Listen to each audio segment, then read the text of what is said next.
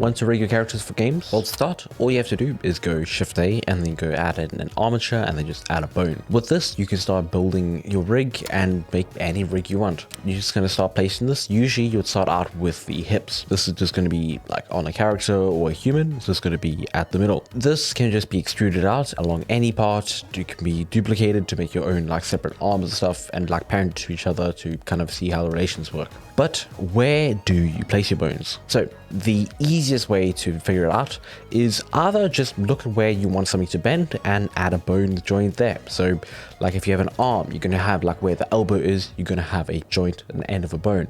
Now, the other way you can do it is just look at the skeleton and kind of copy something similar. If you see there's like 2 bones on an arm, you just add those 2 bones.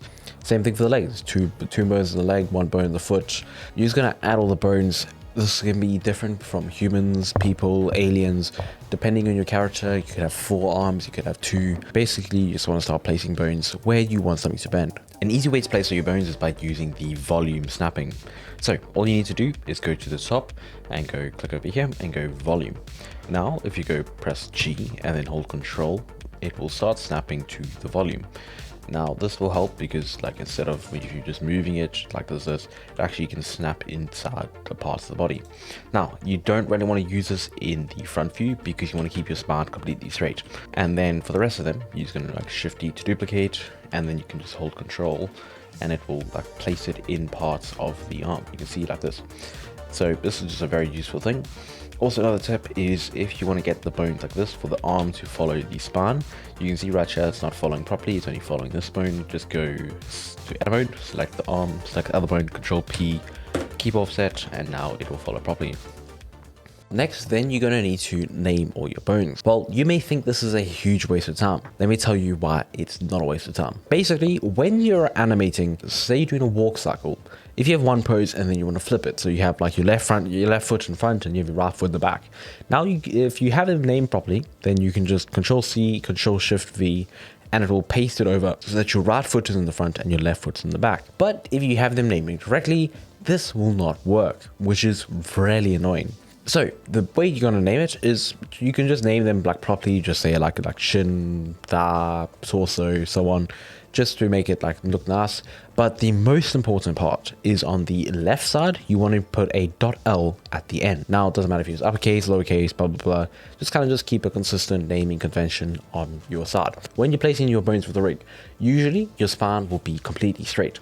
And this is going to be the middle of your character. Then what you're going to do is you're only going to place the left side of the body. The reason for this is later, after we've named the bones so that we have all the .Ls on the side, we can just symmetrize this so that it has the left and pulls it over to the right, keeps all the naming conventions, keeps all the other settings.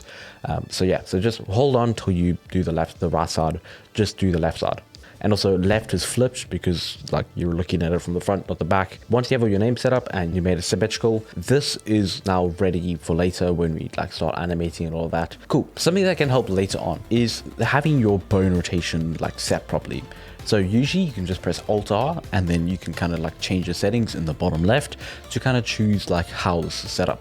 And the reason this is also important is basically if you have your bone rotation set wrong, when you're animating, especially like the fingers, when you're animating, it will be like working wrong just because of like if the orientation's flipped, then if you want to rotate it on a specific axis, your finger just might bend off in a completely random direction. Just reset your bones, make sure that your axes are on the right direction. Now that pulls us over to the next topic, RK and FK.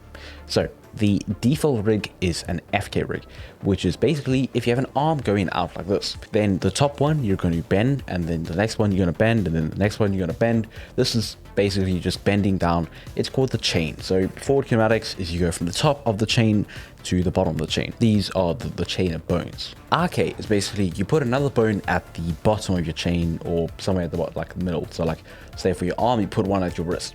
Now the thing is, what you do with this bone is that you say how many bones you want it to affect, and now if you move this bone, it will move the other ones. This is especially important for your legs because like trying to like move your hips around is really painful in FK. Cool. To set this up in Blender is very simple. All you got to do is go to edit mode, just go to the wherever you want it. So say you're doing for your legs, just select the angle, just select there, extrude it out, and then you can press Alt and P. This is because, and then clear the parent. What this does is it just says, because if you have it parented, then you'll get all sorts of bugs when set up the arcade, or just won't work. Now you can give these a names. Usually I'll just say like leg arcade.l or whatever like that, and obviously give the name on the other side. Then go to pose mode, just control tab and then pose mode, and then select the arcade bone, then select the bone that you want to affect. So if in the case of the legs, it's going to be the arcade bone, and then the shin. In the case of the arms, will be the arcade bone, and then the forearm. Then what you're going to do is press Shift and I, and then press 2 active. What this is going to do is it's going to just set up the arcade very simply, instead of having to go and set up the constraints yourself. Now, to see where the arcade settings are, go to the constraints tab. That's a little circle thingy. So just click on that and we can check settings. So on this tab, you can see a couple settings. Now, the most important one when you first start is the chain length. So no one really explained what this was when I first started rigging. Basically, all it is how many bones you want this to affect. So for the arm, it's going to be 2 because it starts at the wrist and it goes up to the elbow and then goes up to the shoulder. So you only want it to be a length of 2. But say you have like an animal that has a 3-part leg, then you're going to make it 3. Because you have like the paw, then you have like the lower leg, the middle of the leg, and the upper leg, or something like that. So you want to make it like 3, but yeah. So basically, how many things you want it to affect. It should pop up with this yellow line and show you like kind of where it goes through. That can make it a lot easier. Cool. Another option here is the pole target. So basically, what this does is when you're using arcade, you can't really like choose where the knee goes, and this could be a real problem, especially if you set it up incorrectly. Alright, there are 2 ways we can solve this. We have 1 where we place the knees when we're in edit mode, and 2 using the pole targets. Getting the knee positioned properly is very useful because if you have it wrong, you could get some really weird bugs when moving your character around. So firstly, you want to keep it as straight down as possible. So like the hip bone and then the ankle bone, you want to keep these as straight as possible with the knee. Because if you have it too far to the right, then when you bring it down, it will like bend outwards. And then if you're too far in, then when you bring your hips down, they will bend inwards, which is very unnatural. What I like to do is just select the top of the leg and then the bottom of the leg, and then just go Shift S and then cursor to selected. This will get the center of the leg like perfectly. And then go to side view. You want to drag this forward, because if you don't have that, then Blender will be very confused and then like popping your leg back and forward depending on how you move it. If you want to learn how to build characters, but like tutorials are going way too fast, then I have something for you. It's this 3-hour full process of me making this low poly character inside of Blender. It's 3 hours and it has tips going along throughout the videos to kind of just give my thought process and like the different tools that I'm using. And it also has screencast keys in the bottom right so you can see everything I click. And the first 5 people to use code rigging get 25% off.